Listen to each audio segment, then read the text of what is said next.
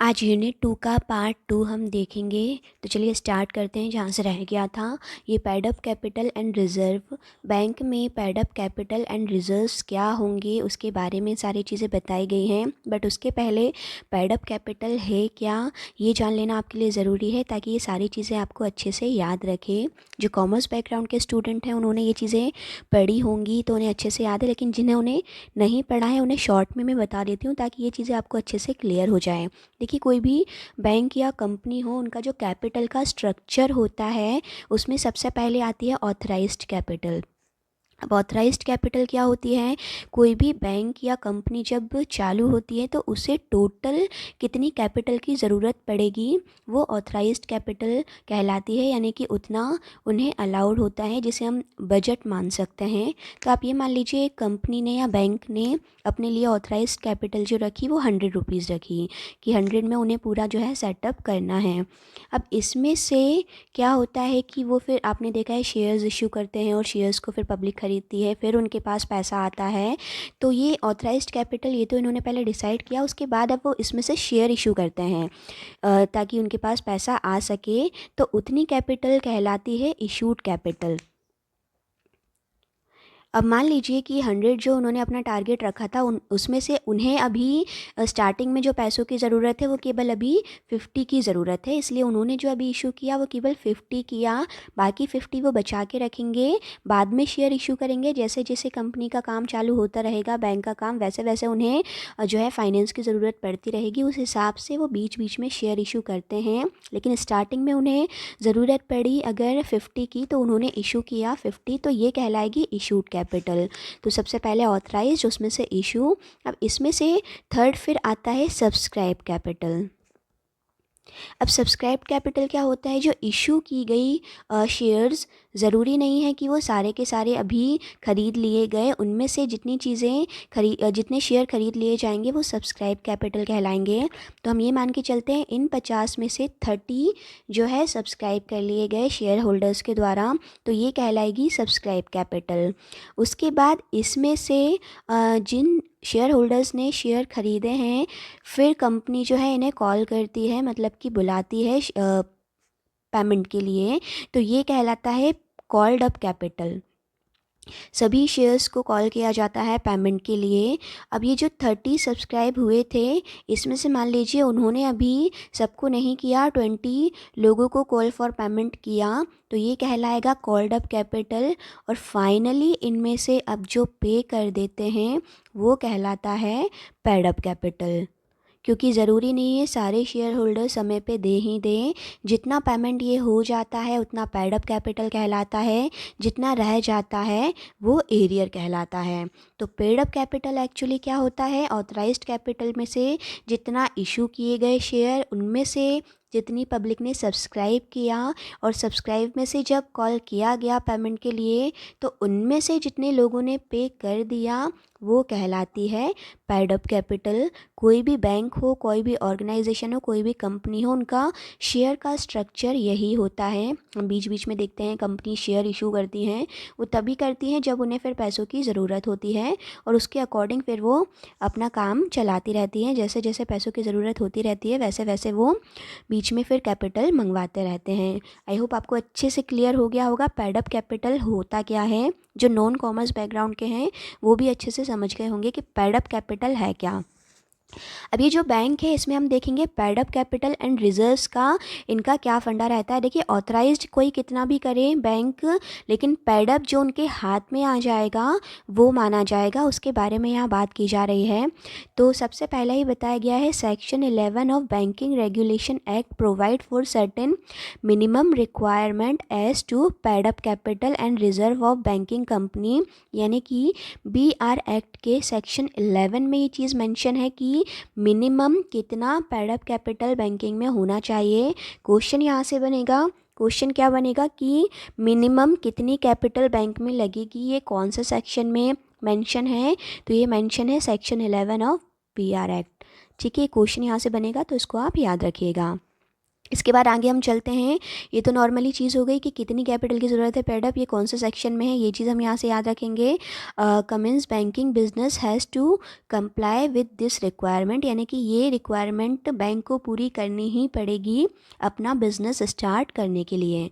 उसके बाद फिर सारी चीज़ें इन्होंने बता रखी हैं। फॉरेन बैंक में मिनिमम कितना लगेगा, इंडियन बैंक में मिनिमम कितना लगेगा, ये सारी चीज़ें इसमें कैपिटल की ज़रूरत कितनी पड़ेगी। तो ये है कि अगर फॉरेन बैंक यहाँ इंडिया में है तो उन्हें मिनिमम 15 लाख रुपीज़ कैपिटल उनकी होनी चाहिए।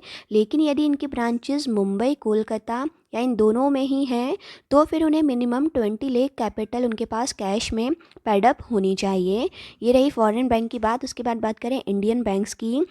फॉरेन बैंक सेक्शन 2 है 11 सेक्शन 11 का, और Indian bank section sub section 3 है, सेक्शन 11 का सब सेक्शन 3। ये भी क्वेश्चन एग्जाम में आता है, 1 मार्क्स इस यहाँ से बनते हैं, तो इसको याद रखिएगा। इसमें अब हम बात करें फिर से कि मिनिमम कैपिटल इंडियन बैंक को कितनी चाहिए। फिगर यहाँ पे बहुत सारे देखिए दिए हुए हैं, लेकिन इतने सारे याद आप नहीं रख पाएंगे। जो काम के हैं वो चीज़ मैं आपको बताती हूँ। मिनिमम कैपिटल 5 लाख रुपीज़ रहेगी इंडियन जो भी बैंक ब्रांचेज हैं। लेकिन यदि ये ब्रांचेज मुंबई, कोलकाता या बोथ इनमें से कहीं हैं तो फिर मिनिमम 10 लाख रुपए कैपिटल की ज़रूरत यहाँ पड़ेगी। सिर्फ ये क्वेश्चन बनता है 99%। 1% अगर ये सब छोटे मोटे आते भी हैं तो एक बार जस्ट रीड कर लीजिएगा, बाकी आएगा सिर्फ यही कि इंडियन बैंक की मिनिमम पैडअप कैपिटल कितनी होना चाहिए। आंसर रहेगा 5 लाख रुपीज़। और क्वेश्चन फिर याद तो ये आएगा कि इंडियन बैंक की मिनिमम पैडअप कैपिटल कितनी होना चाहिए अगर उसकी ब्रांच मुंबई में है। तो फिर यहाँ हम आंसर टिक करेंगे 20 lakh rupees, sorry 10 lakh rupees. 15 and 20 foreign के लिए हो गया और 5 और 10 यहाँ इंडियन बैंक के लिए हो गया। सिर्फ ये इतनी चीज़ें, बाकी छोटी मोटी नीचे चीज़ें आप छोड़ दीजिएगा, ये इतना उसमें से नहीं पूछी जाती। उसके बाद बात करें paid up capital, subscribe capital and authorised capital. तो देखिए ये चीज़ मैंने आपको पहले क्लियर इसलिए बता दी क्योंकि इन चीज़ों का यूज़ बार बार आगे होगा, तो एटलीस्ट आपको फंडे यहाँ क्लियर होंगे तो चीज़ों को समझना आपके लिए आसान रहेगा कि ऑथराइज क्या है, इशूड क्या है, सब्सक्राइब क्या है, कॉल्ड अप क्या है। अब यही चीज़ें यहाँ अगेन फिर बोली जा रही हैं। Paid up capital, subscribe capital and authorise capital apart from the above section 12(1) of the BR Act stipulates that the subscribed capital of a banking company shall not be less than half of its authorised capital. अब ये जो कहना चाह रहे हैं कि जो subscribe capital है वो हाफ से कम नहीं होना चाहिए, किसकी, ऑथराइज्ड कैपिटल की, ज़्यादा ही होना चाहिए। यानी कि ये देखिए यहाँ मैं बताती हूँ, इन्होंने जो बोला कि सब्सक्राइब कैपिटल आधे से कम नहीं होना चाहिए, यानी कि यहाँ तो हमने एग्जांपल में ये लिया था कि ये 100 है तो इशू हमने 50 करी और फिर सब्सक्राइब यहाँ पे 30 करी, तो ऐसा नहीं है। बैंकिंग रूल ये कह रहा है कि यदि आप 100 इशू करते हैं तो भले ही आप 100 का 100 इशू कर दीजिए, 80 इशू कर दीजिए, लेकिन सब्सक्राइब आपको मिनिमम 50 तो करना ही है। यानी कि जो आपकी पब्लिक है वो कम से कम 50 सब्सक्राइब करेगी, तब उसका वो हाफ़ कहलाएगा, या फिर 60-70 जाता है तो हाफ़ से ज़्यादा कहलाएगा। यानी कि जितनी भी कैपिटल बैंक ने ऑथराइज्ड बैंक को मिली है और वो इशू करता है उसमें से 50 सब्सक्राइब हो जाना चाहिए। ये इसका रूल है, यहाँ पे ये इन्होंने बताया है कि इतनी कम से कम नहीं होनी चाहिए। ये किस में मेंशन है, ये मेंशन है section 12 of sub section 1 of BR act. तो ये चीज़ यहाँ पे आपको क्लियर हो गई। ऑथराइज हमें पता ही है, सब्सक्राइब हमें पता ही है, इसलिए आपको ज़्यादा अच्छे से क्लियर हो गया होगा। बस यहाँ से इतनी चीज़ काम की है, तो अब हम आगे चलते हैं।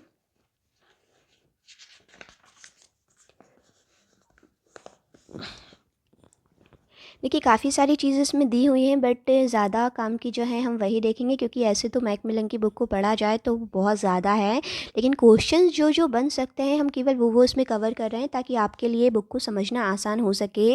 Voting right of share holder की बात यहाँ हो रही है कि शेयर होल्डर्स को वोटिंग के क्या राइट है बैंकिंग कंपनीज़ में। देखिए बैंकिंग कंपनी क्योंकि आपको पता ही है कि किस तरह से काम करती है। Section 12 2 of the act put certain restriction on voting right of share holder. BR act का जो सेक्शन 12 है उसका जो सब सेक्शन 2 है वो कुछ रिस्ट्रिक्शन लगाता है voting right of share holder पे। तो क्वेश्चन इसमें ये बनेगा कि रिस्ट्रिक्शन जो है शेयर होल्डर कि वोटिंग राइट्स पर वो किस सेक्शन में मेंशन है, तो वो सेक्शन 12 है BR एक्ट का। आई होप आप इन सब के नोट्स बनाते जा रहे होंगे, क्योंकि एक तरफ अगर आप सारी चीज़ें लिख लेंगे और फिर उसको रिवाइज करेंगे तो आपको क्लियर होता जाएगा कि कौन सा सेक्शन किसके लिए था, है ना। तो इनको आप लिखते चलिएगा और शॉर्ट नोट्स इनके बनाते चलिएगा। Restriction of the transfer of share और registration of such transfer has now been place under section 12B of the banking regulation act. यदि कोई शेयर होल्डर अपने शेयर ट्रांसफ़र करता है या ऐसा कुछ भी वो करता है तो वो सेक्शन 12B में चीज़ें उसकी डिफ़ाइन है कि उसे किस लिमिटेशन तक करना है, क्योंकि बैंकिंग में हर चीज़ की लिमिटेशन यहाँ बनाई हुई हैं। तो यहाँ केवल एक ही क्वेश्चन काम का बनता है कि रिस्ट्रिक्शन इन पे लगा है वो कौन से सेक्शन में मेंशन है, तो वो इसमें मेंशन है। ठीक है, इसके बाद हम बात करते हैं acknowledgement by reserve bank. Reserve bank has instructed banking company that when they receive more than 5% of their paid up capital, a paid up share capital for transfer to one party, such bank must refer the matter to reserve bank।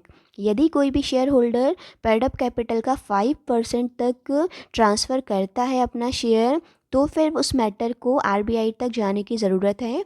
Question यहाँ ये बन सकता है कि minimum कितना share अगर जो है ट्रांसफ़र किया जाता है तो उस कंडीशन में फिर RBI से परमिशन की ज़रूरत पड़ेगी। या फिर क्वेश्चन ऐसे देंगे कि अगर किसी शेयर होल्डर ने अपने 3% शेयर को पेड अप कैपिटल के 3% शेयर को ट्रांसफ़र किया है तो उसे RBI से परमिशन लेना पड़ेगा या नहीं, तो यस और नो पे टिक करना पड़ सकता है। इस तरीके से ये फंडा क्लियर करना है आपको कि 5% तक अगर या उससे ऊपर वो करते हैं तो फिर RBI का इंटरफेयर यहाँ पर होगा। शेयर जो है एक्सचेंज में या ट्रांसफ़र में RBI से परमिशन यहाँ लेनी पड़ेगी। उसके बाद रिपोर्ट ऑन शेयर होल्डर्स, तो ये जस्ट सिंपली रीड कर लीजिएगा, ऐसा कुछ खास इसमें नहीं है। कमीशन, ब्रोकरेज एंड डिस्काउंट, कितना कमीशन या ब्रोकरेज रहता है ये सेक्शन 13 में सारी चीज़ें मेंशन की गई हैं। कोई ख़ास क्वेश्चन ऐसा यहाँ से नहीं बनता है। बस बनता है तो ये है कि नॉट एग्जिट 2.5%, यानी कि 2.5% से ज़्यादा ब्रोकरेज कमीशन और ये सारी चीज़ें इसमें नहीं लगेंगी। किस में नहीं लगेंगी कि यदि वो कोई शेयर अपने सेल करते हैं या फिर कुछ भी ट्रांसफ़र या सेल करते हैं एक्चुअली, तो उसमें जो कमीशन, ब्रोकरेज या डिस्काउंट होता है वो 2.5% से ज़्यादा नहीं होना चाहिए। ये चीज़ याद रखने वाली है, इसको बस आप याद रख लीजिएगा। फिर बात करते हैं डिविडेंड की, तो इसमें भी रिस्ट्रिक्शंस कुछ लगे हुए हैं। डिविडेंड इजीली बैंकिंग में जो है इजी प्रोसेस उसकी नहीं होती इतनी। ये जो डिफ़ाइन है सबसे पहले section 15 of the BR act, no dividend is payable until all capitalise expenses are completely written off. जब तक सारे एक्सपेंसेस राइट ऑफ नहीं हो जाते तब तक डिविडेंड इसमें पे नहीं किया जाता है। ऐसा कोई ख़ास क्वेश्चन नहीं बनता, सेक्शन आप यहाँ पे याद रख सकते हैं बस। ठीक है, यहाँ से ये आपने देख लिया कि 2.5% का ब्रोकरेज रहता है यदि कोई भी शेयर्स सेल आउट होते हैं, और डिविडेंड पे रिस्ट्रिक्शन लगा के रखा जाता है जब तक सारे एक्सपेंसेस राइट ऑफ नहीं हो जाते, रिटर्न ऑफ नहीं हो जाते, तब तक डिविडेंड पे नहीं किया जाता है। कंपनीज़, ठीक है, बैंकिंग कंपनीज़ की बात हो रही है तो ये आ भी सकता है, बट ऐसा कोई खास इसमें क्वेश्चन बनता नहीं है। Share holding in other companies, अब ये अदर कंपनीज़ में जो शेयर होल्डिंग करती है कोई भी कंपनी, एक कंपनी जैसे दूसरे में करती है, तो उसके क्या नियम हैं, ये भी इसकी सीलिंग रहती है। कुछ सेक्शन 19 ऑफ सब सेक्शन 2 में ये चीज़ें मेंशन की गई हैं सब्सिडरीज़ के बारे में। तो यहाँ सेक्शन 9 चल रहा है पूरा, फिर सब सेक्शन चल रहे हैं इनके। तो 19 आपको याद रखना है सब्सिडरीज से रिलेटेड। अब देखिए क्वेश्चन क्या है कि shall not be exceeding 30% of paid up share capital of that company. यदि कोई एक बैंकिंग कंपनी दूसरी को जो है सब्सिडरीज बनाती भी है, उस कंडीशन में वो 30% से ज़्यादा पेड अप शेयर कैपिटल फिर भी उसके नहीं लेगी, 30 से अंदर ही होना चाहिए। तो बस ये चीज़ यहाँ पे याद रखने लायक है। और ऐसा कोई ख़ास क्वेश्चन है नहीं कि सब्सिडरीज़ के केस में अगर बात आएगी तो 30% शेयर जो है केवल एक दूसरी कंपनी उसके ले सकती है, उससे ज़्यादा कुछ भी नहीं। तो इसमें ज़्यादा और कुछ खास नहीं है, इसको हम ऐसे ही छोड़ देते हैं। देखिए यहाँ बात करते हैं बोर्ड ऑफ डायरेक्टर्स की, जो अब सबसे ज़्यादा इंपॉर्टेंट है और एक क्वेश्चन 99% इसमें से आता ही है।